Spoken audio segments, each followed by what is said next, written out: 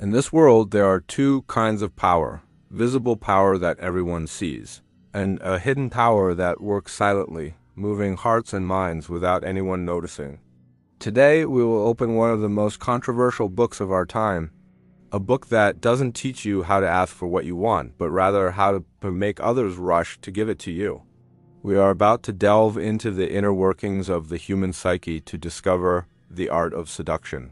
Have you ever stopped to wonder why we are magnetically drawn to certain individuals, while others exert double the effort only to be met with indifference? The truth presented in the book, The Art of Seduction, is that this attraction is no coincidence, nor is it merely an innate charisma one is born with. Instead, it is a sophisticated psychological game and a precise engineering of human emotions and desires.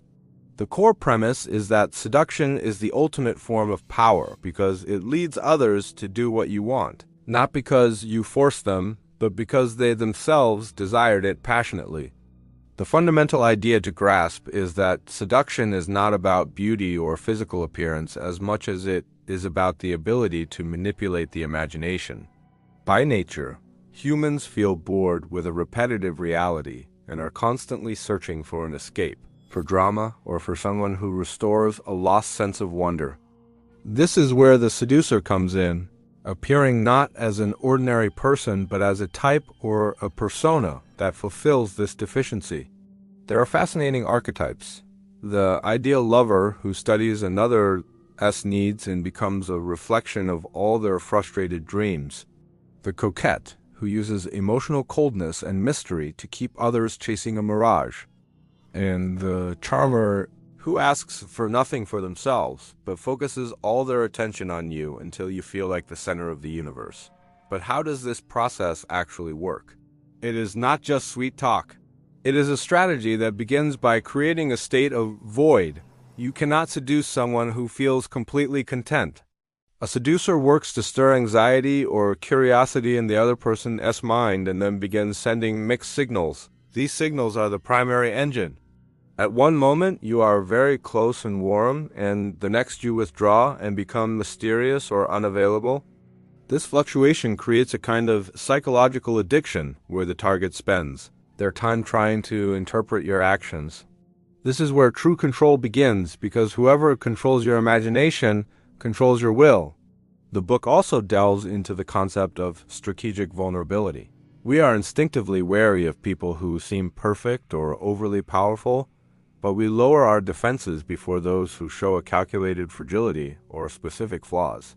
A clever seducer knows how to display their weakness in a way that makes the other person feel superior or protective. And this is the moment when psychological barriers are completely breached. It is like remote controlling someone's emotions, gradually pulling them into a world of illusions and fantasies carefully crafted by the seducer. Of course, this work faces a lot of criticism. Some describe it as a manual for dark manipulation or claim it is devoid of ethics. However, from another perspective, it can be seen as a revealing mirror of human nature. It tells us how the mechanisms of desire work behind the scenes and why we fall in love with people who might be bad for us. Whether you choose to use these rules or decide to reject them, knowing them grants you psychological immunity.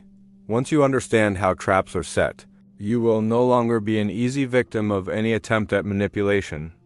Ultimately, seduction is the art of indirection.